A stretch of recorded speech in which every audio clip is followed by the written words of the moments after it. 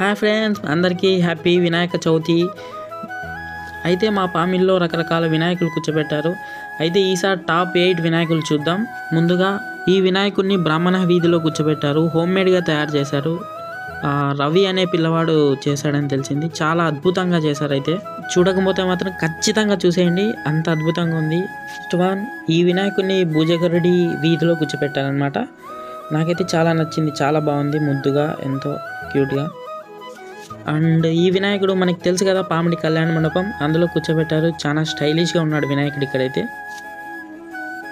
And ఈ వినాయకుడు మనకి తెలుసు కదా, పామిడి ఫేమస్ లాల్బాగ్ వినాయకుడు. ఈసారి కూడా చాలా అద్భుతంగా ఉంది. అండ్ నెక్స్ట్ వన్, ఈ వినాయకుడిని బెస్త వీధిలో కూర్చోబెట్టారు.